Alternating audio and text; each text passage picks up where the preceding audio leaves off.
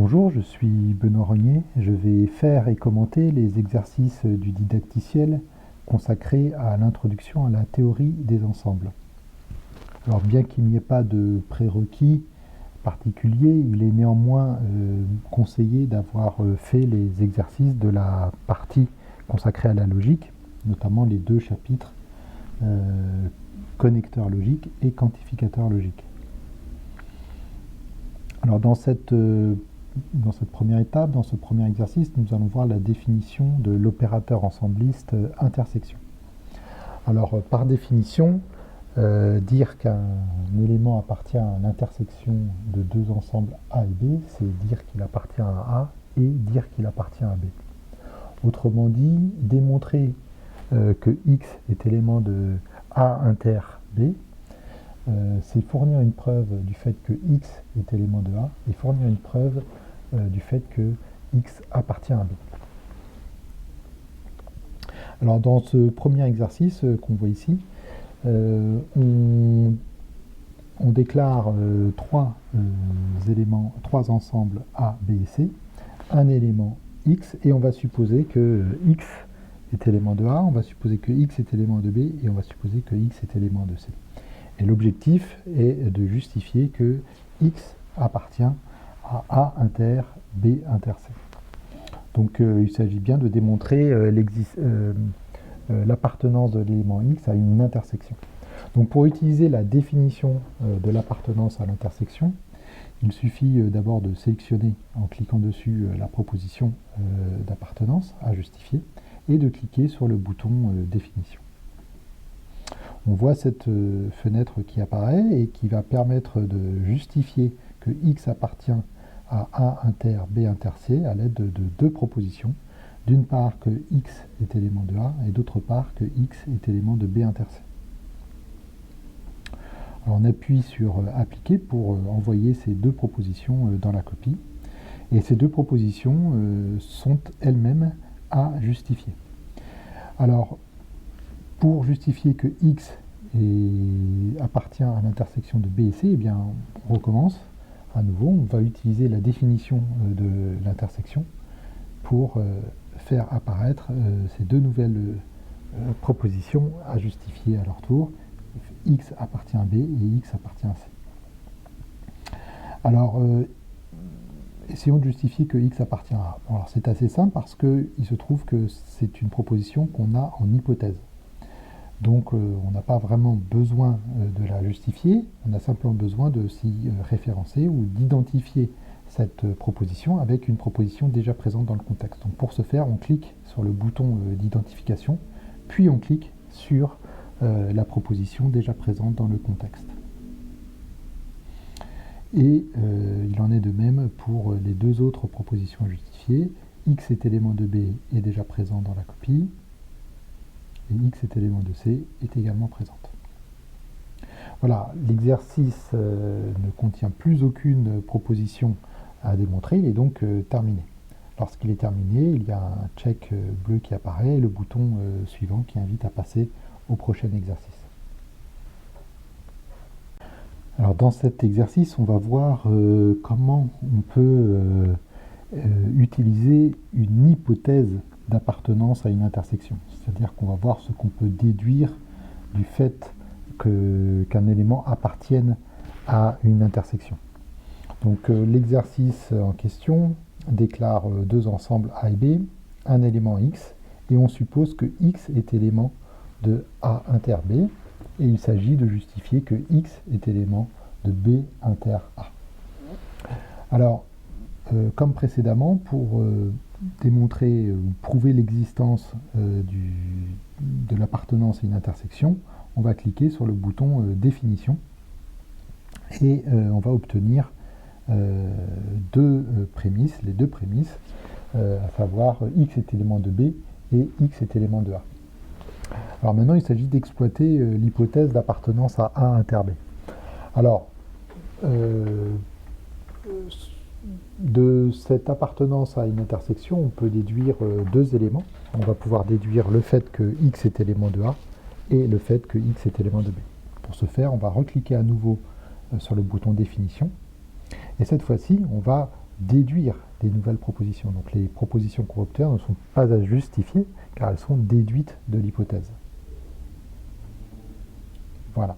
Donc là, on se retrouve à devoir justifier des propositions qui se trouvent dans le contexte. Donc on va pouvoir identifier X éléments de B à la proposition qu'on a obtenue par déduction.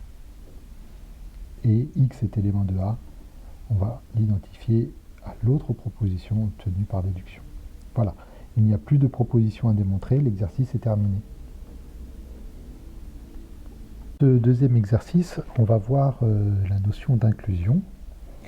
Alors, un ensemble A est inclus dans un autre ensemble B, si et seulement si, quel que soit l'élément X, être élément de A implique être élément de B. Alors concrètement, comment ça va se traduire lors de la démonstration d'une inclusion? Eh bien, on va le voir sur cet exemple qui consiste à prouver que quels que soient les ensembles A et B, A privé de B est inclus dans A. Alors si on clique sur le bouton définition de cette inclusion, on voit qu'on va obtenir un nouvel exercice, une nouvelle portée dans laquelle on va déclarer un élément X et supposer que X est élément de A privé de B. Et l'objectif dans cette nouvelle portée, dans ce nouvel exercice, sera de démontrer que alors X appartient à A. Donc si on clique sur appliquer, on va obtenir cette portée. Alors, ici, on a comme hypothèse que X est élément de A privé de B. Alors, être élément de A privé de B, c'est être élément de A et ne pas être élément de B. Donc si on appuie sur le bouton définition de X est élément de A privé de B, alors on va obtenir, on va pouvoir déduire deux propositions par élimination de la conjonction. Donc d'une part que X est élément de A et d'autre part que X n'est pas élément de B. Alors ici, donc, on a dans le contexte X est élément de A et on cherche à justifier que X est élément de A. Donc on va pouvoir le justifier par identification, par référence à la proposition 2 obtenue par déduction. Voilà, l'exercice est terminé. L'exercice, on va voir ce qu'on peut déduire de l'inclusion d'un ensemble dans un autre. Donc l'exercice ici consiste à supposer que A est inclus dans B et à prouver avec ça que A est inclus dans A inter B. Alors la première chose qu'on va faire, c'est qu'on va utiliser la définition de l'inclusion pour réduire un peu la proposition à justifier. Donc on clique sur le bouton définition et on obtient, comme précédemment, une nouvelle portée dans laquelle on déclare un élément X quelconque et dans laquelle on va supposer que X est élément de A et dans laquelle on va devoir justifier que X est élément de A inter B. Alors qu'est-ce qu'on peut déduire de l'hypothèse A inclus dans B? Alors en fait, on peut déduire que pour un X donné que X appartient à B si on a en plus comme hypothèse que X est élément de A. C'est-à-dire que de A inclus dans B, on va pouvoir déduire que X est inclus dans B si X est inclus dans A. C'est l'exploitation en déduction de la notion d'implication d'appartenance. On avait vu précédemment que l'inclusion, c'est l'implication d'appartenance de A qui implique l'appartenance à B. Donc pour obtenir cette déduction, on va cliquer sur le bouton de définition et on voit que cette règle est matérialisée sous cette forme avec ce qu'on appelle une inconnue de raisonnement, c'est-à-dire qu'on ne connaît pas a priori l'élément sur lequel on veut utiliser les règles d'appartenance. Donc si on clique sur appliquer, on va obtenir dans la portée générale, la portée globale, les deux propositions, X appartient à A et X appartient à B. Mais X ici est une inconnue de raisonnement, ce n'est pas une proposition complète, il faut donner à X une certaine valeur. Et pour donner à X une valeur, il suffit de cliquer dessus. On clique sur l'inconnu de raisonnement et alors apparaît un clavier virtuel qui va permettre de donner à x une valeur. Alors ici, on constate qu'on n'a aucune valeur à disposition, et la raison en est qu'on a obtenu les déductions de A inclus dans B dans la portée globale dans laquelle aucun élément x n'est déclaré.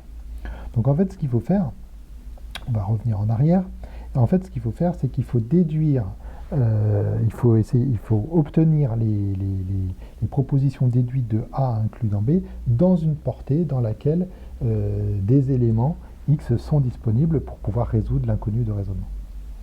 Alors c'est ce qu'on va faire ici, on va cliquer à nouveau sur définition comme tout à l'heure, et au lieu de cliquer tout de suite sur appliquer, on va constater qu'ici on a deux boutons qui désignent les deux portées présentes dans l'exercice. Donc en fait on a la portée globale dans laquelle on a vu il n'y avait pas d'éléments déclarés, et il y a la sous-portée dans laquelle on a une déclaration d'éléments x. Donc il faut sélectionner la sous-portée, cliquer sur appliquer pour obtenir cette fois-ci les deux propositions déduites dans cette portée.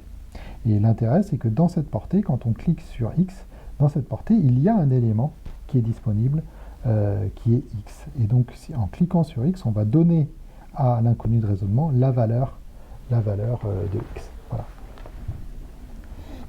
Donc ici, on se retrouve avec deux propositions à justifier. D'une part, que x est élément de A inter B, c'est ce qu'on veut justifier, et on vient d'obtenir que x et on vient d'obtenir que pour ça que x est élément de B, et on a pour cela utilisé, on a besoin de justifier une autre proposition qui est que x appartient à A. Alors le fait que x appartient à A, c'est facile puisqu'en fait c'est l'hypothèse de cette section, donc il va simplement suffire d'identifier les propositions. Et donc il n'y a plus qu'à justifier que x est élément de A inter B en sachant que x est élément de A et x est élément de B, ce qui est simple puisqu'il suffit de cliquer sur x élément de A inter B, de lui donner le focus, et on le voit parce que l'indice est entouré de bleu, et de cliquer sur le bouton définition. Voilà. Voilà, et il n'y a plus qu'à identifier avec les deux propositions présentes. Et voilà, l'exercice est terminé. Dans cet exercice, on va s'intéresser plus en détail aux connecteurs et quantificateurs logiques. Donc là, je vous renvoie à la partie sur les connecteurs et quantificateurs logiques pour voir en détail les règles d'introduction et d'élimination, c'est-à-dire de justification et de déduction liées à ces éléments. Dans cet exercice, on doit démontrer que quel que soit x, si x est élément de A ou x est élément de B, si x est élément de A, si x est élément de B, alors on peut déduire que x est élément de B. Alors ici, on voit une forme qui utilise des quantificateurs universels, des ou logiques, des implications. Et on va, pour pouvoir réduire cette proposition, on va utiliser le menu dédié aux opérateurs logiques, et on va utiliser le menu de définition. Donc si on clique sur le définition, on va obtenir une portée où tous les quantificateurs et connecteurs ont été introduits. Donc le quantificateur universel a été introduit pour créer la portée et déclarer l'élément x. Et le connecteur d'implication a également été introduit. Les trois connecteurs d'implication ont été introduits pour obtenir les deux hypothèses et la conclusion. Donc on se retrouve avec ce nouvel exercice dans lequel on a une disjonction en hypothèse et une implication en hypothèse. Donc quand on a une disjonction en hypothèse, x est élément de A ou x est élément de B, on va faire un raisonnement à base de cas, parce qu'on ne sait pas laquelle des deux est vraie, donc il faut faire deux exercices. Il faut, une dans lequel, dans lequel x est élément de A, et l'autre dans lequel x est élément de B. Donc pour ce faire, on va cliquer sur la disjonction, on retourne dans le menu et on va cliquer sur opérateur logique. Et on obtient le raisonnement à base de cas. Donc ici, la conclusion qui nous intéresse, c'est x est élément de B.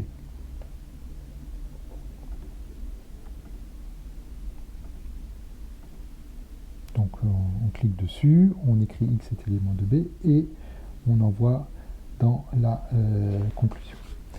Donc x est élément de B est obtenu ici, donc on n'a plus qu'à montrer que x est élément de B sous hypothèse que x est élément de A, et x est élément de B sous hypothèse x est élément de B. Alors le deuxième est assez simple, puisque il s'agit de prouver quelque chose qu'on a directement en hypothèse, donc ça c'est résolu.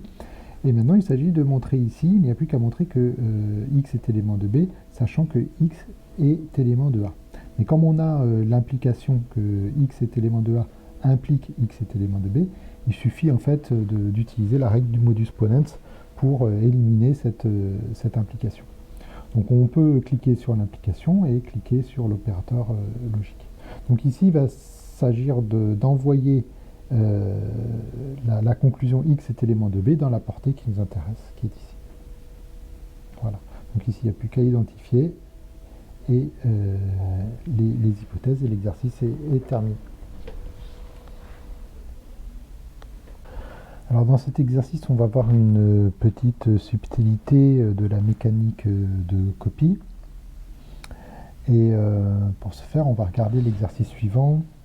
Il s'agit de prouver qu'il existe x tel que x appartient à B, sachant quoi? Sachant que quel que soit x, x appartient à A implique que x appartient à B, ce qui est au passage la définition de l'inclusion de A dans B.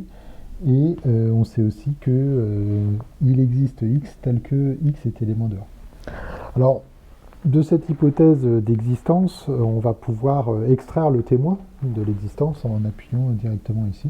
Donc ici, on obtient la déclaration du témoin, qu'on va appeler x ici, et le fait que le prédicat x est élément de A s'applique à ce témoin. Maintenant, on va vouloir exploiter cette quantification universelle. Donc si on clique sur la définition des opérateurs logiques, on va obtenir que x, la proposition x appartient à B si on sait en plus que x appartient à A. Mais on voit que ce n'est pas vraiment x dont on s'agit, parce que comme on déduit la quantification universelle, il va falloir trouver une valeur à cet inconnu de raisonnement. Donc si j'applique sur appliquer, j'obtiens ceci. Alors comme toujours, pour donner une valeur à une inconnue de raisonnement, il suffit de cliquer dessus, ce qui fait apparaître le clavier virtuel.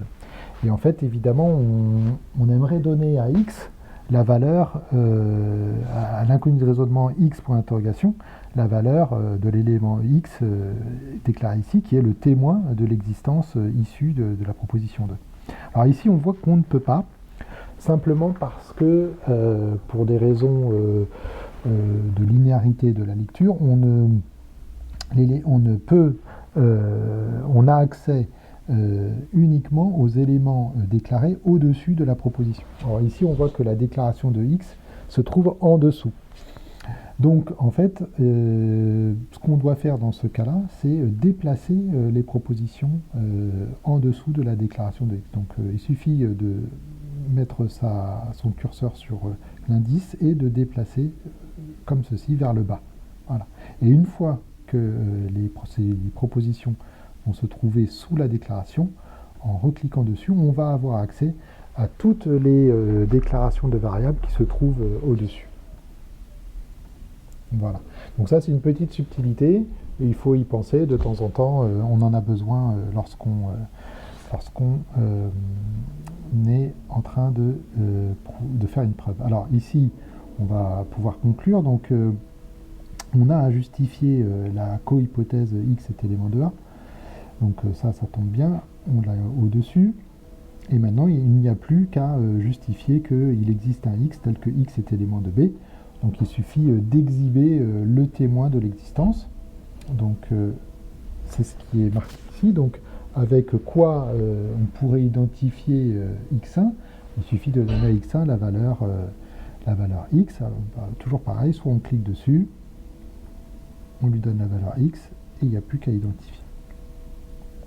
Voilà, l'exercice est fait. Alors notez que c'est parce qu'on l'a fait dans cet ordre qu'on a eu besoin de déplacer. Il y a plein d'autres façons de faire l'exercice qui ne nécessitent pas particulièrement de déplacer les propositions. Hein. Donc par exemple, on peut commencer par extraire ça, on va suivre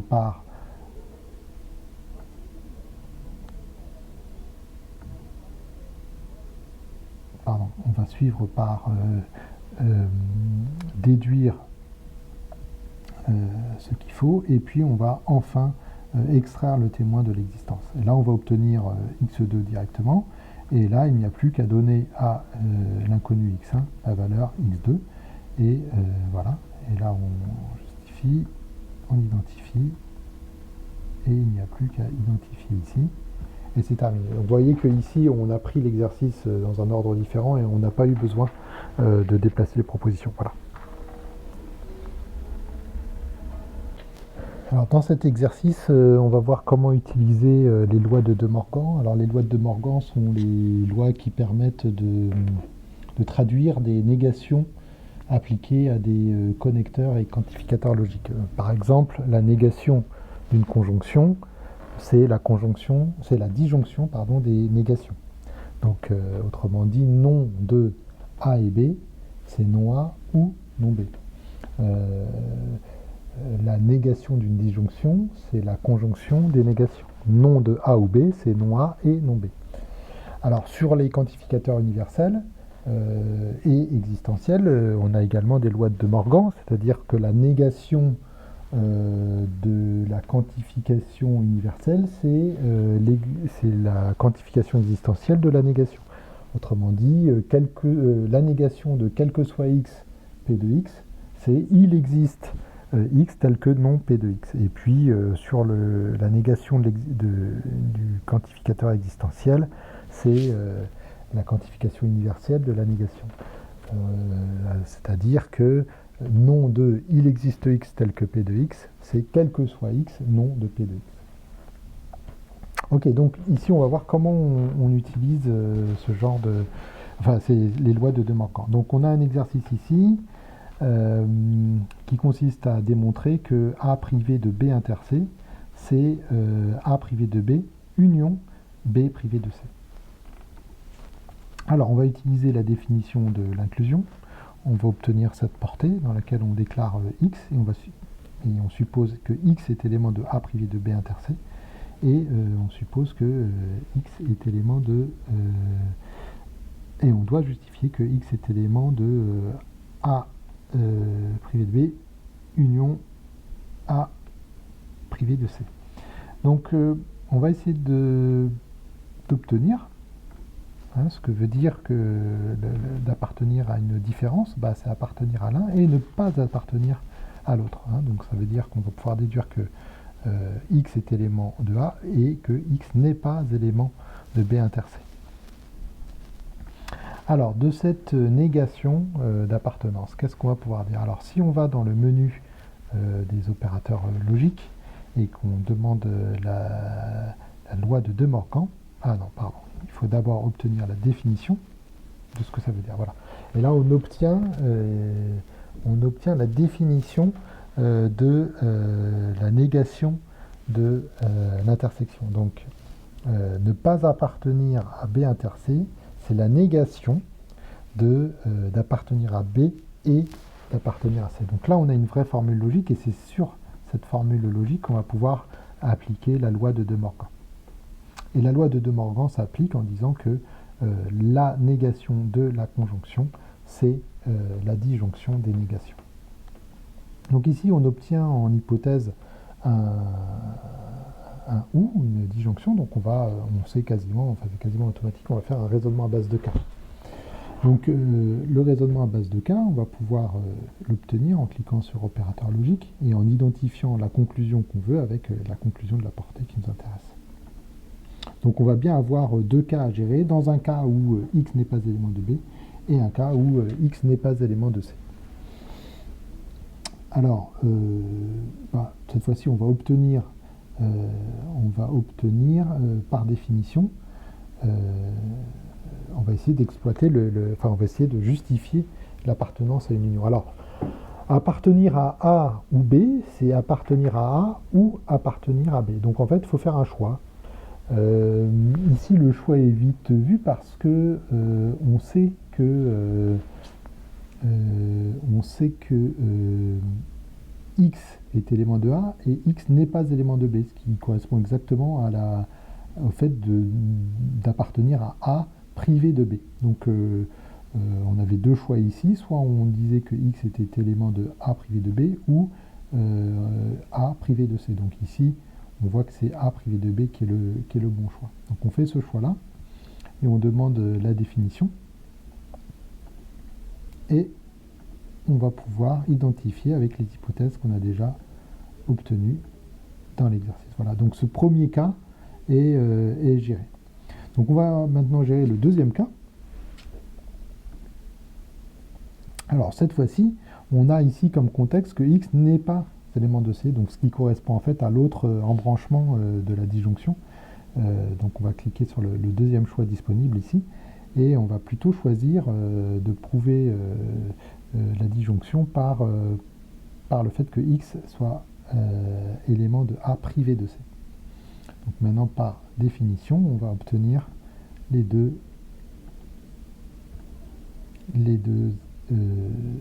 prémices qu'on va pouvoir identifier aux éléments déjà présents dans la copie. Et voilà, l'exercice est terminé.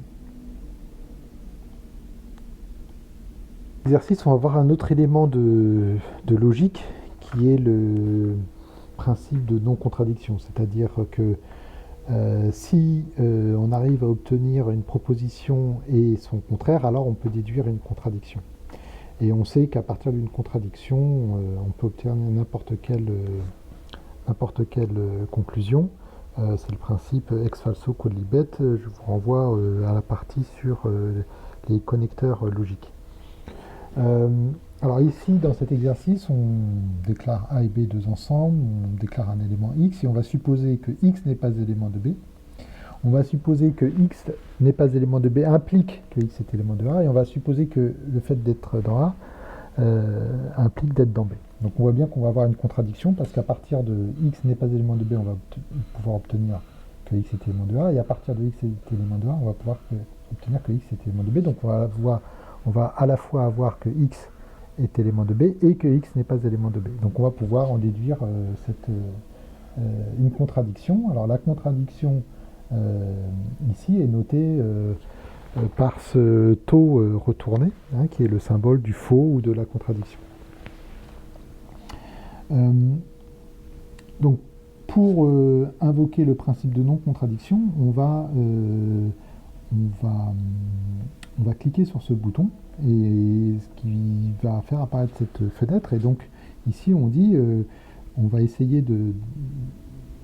Donc le principe de non-contradiction dit que si on obtient P et non P dans le contexte, alors on a bien une contradiction. Donc on va unifier directement non P à la proposition 1, parce qu'on sent que c'est sur l'appartenance à B qu'il va y avoir une contradiction. Donc on va prouver la contradiction en prouvant que avec ce qu'on a dans le contexte, on va obtenir X égale B, et sachant qu'on a déjà X n'est pas élément de B. Donc on a bien une contradiction. Donc il n'y a plus qu'à prouver que X est élément de B pour avoir cette contradiction. Alors X est élément de B, on va l'obtenir en appliquant deux fois le modus ponens sur X est élément de B. Donc on va se mettre sur l'implication, et on va cliquer sur la règle pour obtenir l'application du modus ponens.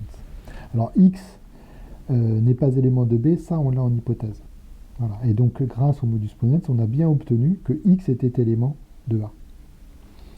Maintenant, il n'y a plus qu'à obtenir que X est élément de B avec cette implication-là. Donc on se met dessus, on clique sur les opérateurs logiques, et on obtient bien que X est élément de B à partir du fait que X est élément de A. Voilà. Donc, comment on va justifier que X est élément de A? Ça, c'était déjà quelque chose qu'on avait. Donc ici, je ne vais pas pouvoir justifier avec quelque chose qui est en dessous. Donc là, on va devoir déplacer le bloc en dessous pour pouvoir identifier x est élément de A. Et maintenant, il n'y a plus qu'à justifier que x est élément de B avec la conclusion qu'on a obtenue par l'élimination de l'application, c'est-à-dire la règle du modus ponens. Et voilà, l'exercice est terminé. Dans cet exercice, on va aborder un nouveau concept de démonstration qui est la réécriture de termes. En fait, c'est quelque chose qu'on connaît assez bien en maths, c'est qu'on peut, quand on a une proposition, on peut réécrire un terme de la proposition par un autre terme qui lui est égal. Ici, c'est ce qu'on va voir avec des expressions ensemblistes, dans lesquelles on va pouvoir remplacer une expression ensembliste par une autre expression qui lui est égale au sens ensembliste. Alors, dans l'exercice qu'on a ici, on va utiliser la notion de commutativité de l'intersection. Alors là, ça fait partie des exercices que vous aurez à faire, c'est de démontrer que l'intersection, l'union sont des opérateurs ensemblistes commutatifs, c'est-à-dire qu'on peut, par exemple, réécrire A inter B en B inter A. C'est le même ensemble. Alors, je rappelle juste que l'égalité ensembliste veut dire que, consiste à dire que A, l'ensemble A est égal à l'ensemble B si et seulement si appartenir à A est équivalent à appartenir à B. D'accord ? Donc ici, comme l'opérateur intersection, par exemple, est commutatif, ça veut dire qu'on va pouvoir réécrire une intersection d'ensemble en faisant commuter les ensembles entre eux. Donc dans l'exercice qu'on a à faire ici, on suppose que E est égal à B inter C inter A, et il faut en déduire que E est égal à A inter B inter C. Et la façon dont on va faire ça, c'est qu'on va simplement appliquer la commutativité par réécriture à l'expression B inter C inter A. Donc en fait, on voit qu'il suffit en quelque sorte de déplacer A devant, faire commuter A en tête pour obtenir une expression qui est complètement égale à celle-là. Et voilà. Alors pour ce faire, pour obtenir une réécriture, il suffit de sélectionner l'expression. Et en faisant cela, on voit que ça ouvre un menu latéral à gauche avec toutes les règles de réécriture à disposition. Alors celle qui nous intéresse ici, c'est la commutativité. Donc quand on sélectionne commutativité sur un terme, on va obtenir cette fenêtre dans laquelle on va pouvoir déplacer physiquement les termes et obtenir des termes qui sont égaux, mais par commutativité. Donc nous, ce qui nous intéresse, c'est de déplacer A en tête de l'expression. Voilà, donc ici, on va obtenir que E est égal à A inter B inter C par commutativité de l'intersection. Donc si je clique sur appliquer, ça va envoyer dans la copie cette nouvelle expression obtenue par réécriture de B inter C inter A. Et donc on a bien obtenu la proposition qui nous intéressait, donc il n'y a plus qu'à identifier. Voilà, l'exercice est terminé. Alors on va continuer à regarder comment on utilise les règles de réécriture avec cet exercice qui consiste à justifier que C est égal à A en sachant que C est égal à D inter A et que D est égal à A union B.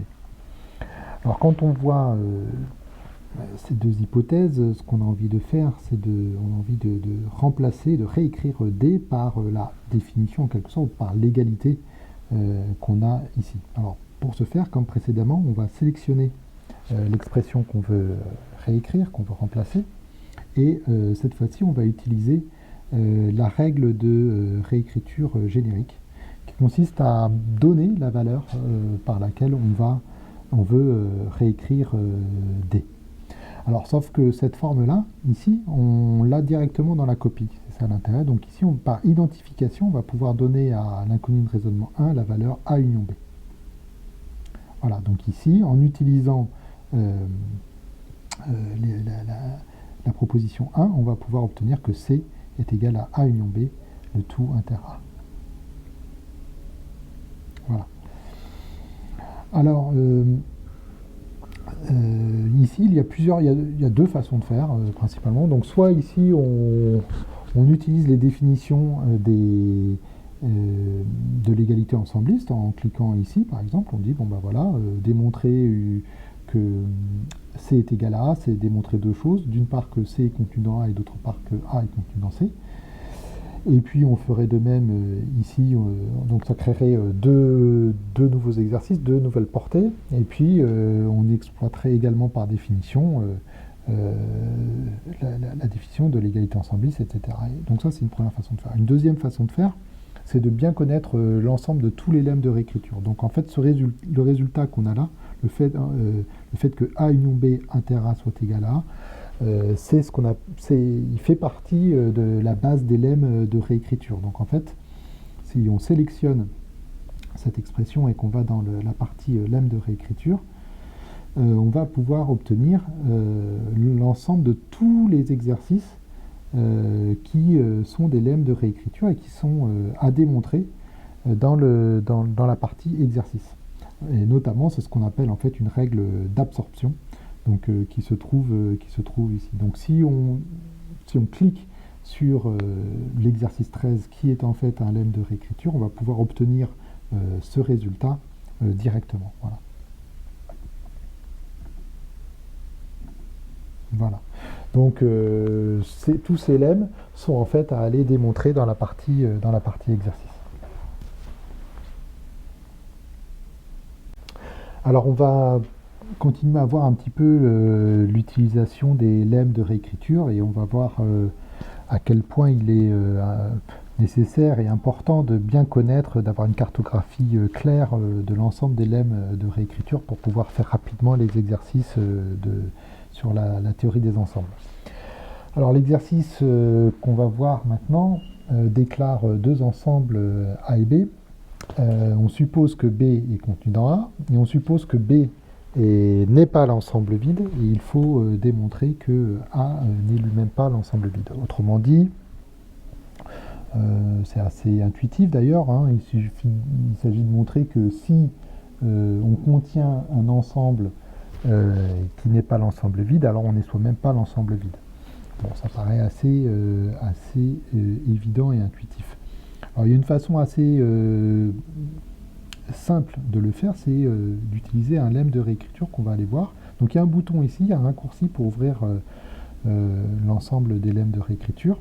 Et dans ces lemmes de réécriture, il y a une partie dédiée à l'ensemble vide. Et quand on passe sa souris sur les ensembles, on voit les lemmes de réécriture. Notamment celui-là qui est intéressant pour nous, parce qu'en fait, il dit que quel que soit l'ensemble S, dire que S est l'ensemble vide est équivalent à dire que si S contient un ensemble X, alors X est lui-même l'ensemble vide. C'est-à-dire que le seul ensemble que le vide peut contenir, c'est le vide. Donc ici, si on demande le lemme de réécriture sur la conclusion A différente de 0, il va se passer ceci. Alors c'est intéressant parce que ce que ça génère comme prémisse à justifier, c'est la négation de l'équivalence qu'on vient de voir. Hein, parce qu'effectivement, quand on a que A est équivalent à B, on a aussi que non A est équivalent à non B. Donc ça, c'est quelque chose que le moteur du logiciel fournit directement. Donc il suffit maintenant de prouver que la négation de quel que soit l'ensemble X, si X est contenu dans A, alors X est l'élément vide. C'est-à-dire c'est la négation de la caractérisation de l'ensemble vide par inclusion. Donc en tant que formule négative, on a vu précédemment qu'on pouvait utiliser les lois de De Morgan pour finalement réécrire la négation de formules logiques. Donc si on applique la loi de De Morgan, on va obtenir cette nouvelle proposition. Donc le quantificateur universel devient un quantificateur existentiel et l'implication va devenir une conjonction avec une négation. Donc en gros, la négation de A implique B, c'est A et non B. Donc on obtient donc cette proposition, et comme il s'agit d'une proposition existentielle, ce qu'il va falloir faire, c'est trouver le témoin de cette existence. Donc les deux propositions qu'on va devoir justifier, plus une inconnue de raisonnement à trouver, sont celles-là, le fait qu'il va falloir trouver un ensemble X qui est contenu dans A et qui est différent de l'ensemble vide.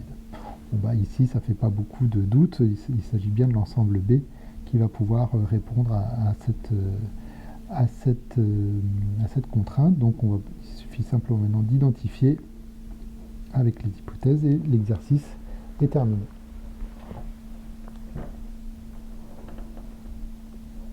On va remontrer un exemple de lemme de réécriture avec des égalités.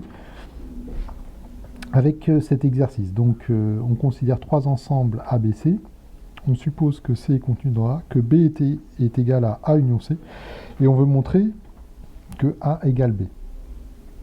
Alors, comme C est inclus dans A, on sait que A union C, ça doit être A en fait. Donc en fait, cette chose qui est assez simple, elle est disponible sous la forme d'un lemme de réécriture. Donc les lemmes de réécriture, ils sont disponibles dans le panneau de réécriture en cliquant sur lemme de réécriture. Et c'est ce qu'on appelle des absorptions par inclusion. Donc les quatre formules sont disponibles ici. Et typiquement, celle qui nous intéresse ici, c'est celle-là. Donc c'est celle qui consiste à dire qu'on peut réécrire A union C par A si C est contenu dans A. Donc ici ça tombe bien parce qu'on va pouvoir identifier cette cohypothèse avec la proposition A.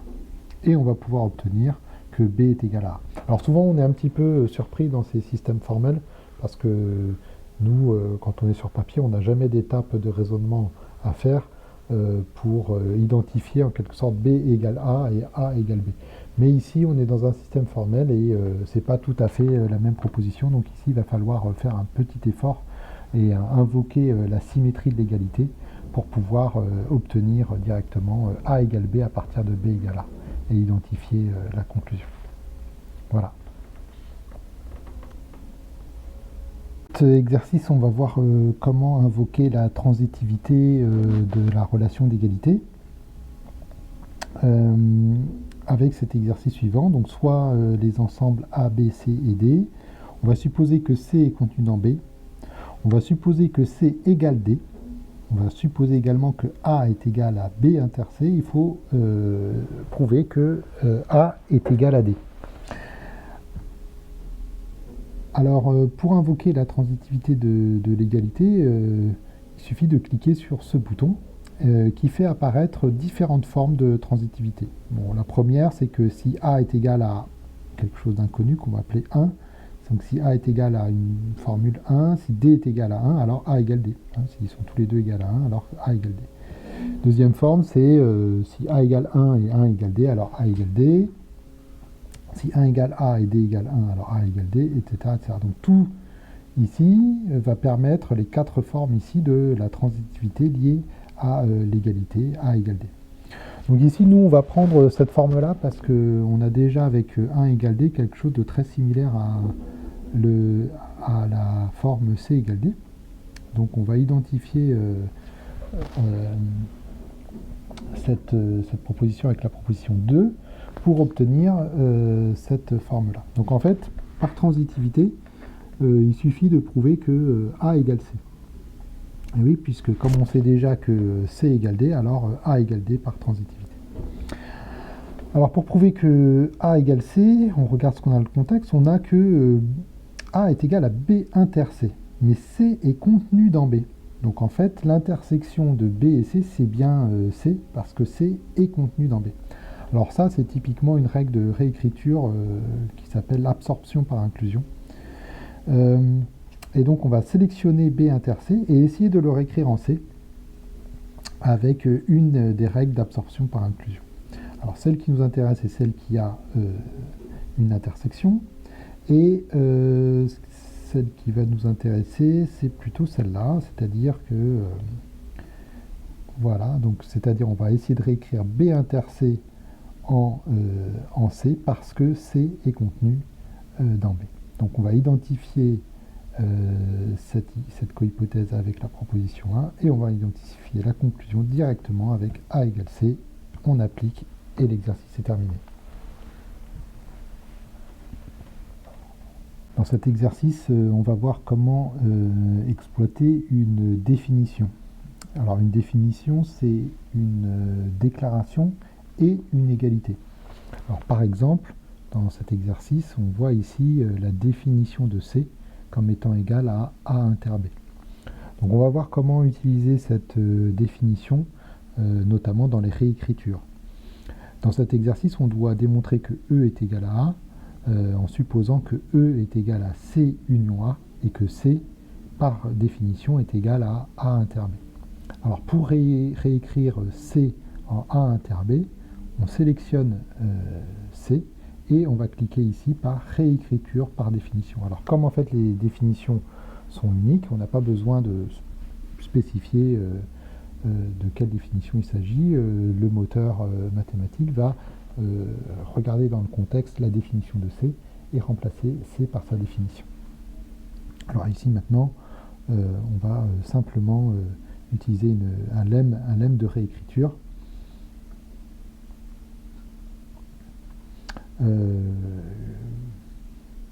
Comme par exemple donc un lemme d'absorption. Donc c'est par exemple celui-là, voilà. Et voilà, l'exercice est terminé. Et on a vu comment utiliser une réécriture par définition. Alors on va voir un autre exercice d'utilisation de définition, et cette fois-ci d'utilisation de définition de fonction, avec l'exercice suivant, où on définit la fonction phi qui à x associe x inter a, qui a l'ensemble x défini associe x inter a. Donc avec cette définition, il faut prouver que phi de a inter phi de b est égal à a inter b. Donc ce qu'on a envie de faire, c'est d'obtenir la valeur de phi de a, puis la valeur de phi de b. Alors pour ce faire, pour obtenir la valeur de phi pour certaines valeurs, on va utiliser le bouton qui s'appelle utilisation de la définition. Donc si on clique dessus, on va obtenir la formule de phi appliquée à une valeur qu'on va devoir donner. Donc ici, l'inconnu de raisonnement, on va cliquer dessus pour lui donner par exemple la valeur b. Et puis on va recommencer pour obtenir phi de a.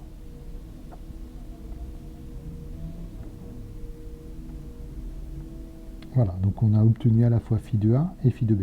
Alors a inter a, on sait que c'est a. Donc ça, on va faire appel à un lemme de réécriture, notamment qui s'appelle l'idempotence de l'intersection, c'est-à-dire a inter a égale a, pour obtenir phi de a égale a. Maintenant, ce qu'on a envie de faire, c'est de combiner par intersection phi de a et phi de b pour essayer d'obtenir cette formule. Donc pareil, on va utiliser cette fois-ci un lemme de combinaison qui se trouve, voilà, lemme de combinaison qui se trouve ici. Celui qui nous intéresse, c'est le lemme 47 ici.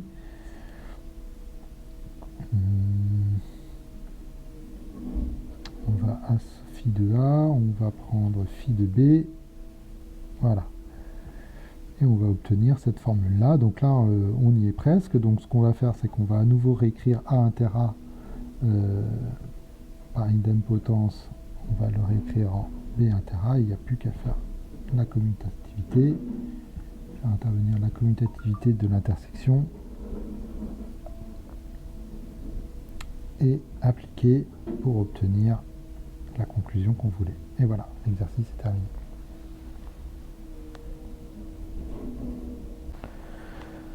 Alors on va finir cette série d'exercices de didacticiel par la règle dite de réécriture gauche. Alors c'est une règle qui s'applique dans le cas où on doit prouver des égalités de la forme A égale B, et on connaît une série de réécritures permettant de passer de A AB. Alors, en général, quand on fait ça, on a envie de poser, on a envie d'appeler C le terme A et de réécrire successivement A jusqu'à obtenir une égalité de la forme C égale B. Alors, dans l'exemple qui nous intéresse ici, on déclare trois ensembles ABC et on veut démontrer que A inter B union C est égal à A inter B union A inter C. C'est-à-dire qu'on veut montrer la distributivité de l'intersection sur l'union. Alors ça, c'est une règle qui est effectivement disponible dans les lemmes de réécriture, mais ici, on voudrait le faire en réécriture gauche avant, c'est-à-dire qu'on veut partir d'une expression, on veut partir de l'expression A inter B union C et obtenir A inter B union A inter C. Donc pour faire ça, on va cliquer sur ce bouton qui s'appelle réécriture gauche pour obtenir cette portée dans laquelle on va déclarer un ensemble E égal au membre gauche de l'égalité A inter B union C. Et donc en fait ce qu'on doit faire c'est simplement maintenant réécrire ce terme-là en ce terme-là. Voilà, donc ça c'est assez pratique, c'est quelque chose qu'on fait sur papier de façon assez naturelle et qu'on va pouvoir retrouver ici de façon aussi naturelle. Donc ici la distributivité de l'intersection, on va la retrouver dans les lemmes de réécriture, puisqu'on va aller dans la section distributivité et on va chercher la distributivité de l'intersection sur l'union. Voilà, donc ici on a bien obtenu ça, on identifie et l'exercice est terminé et ça termine également cette section sur l'initiation à la théorie des ensembles.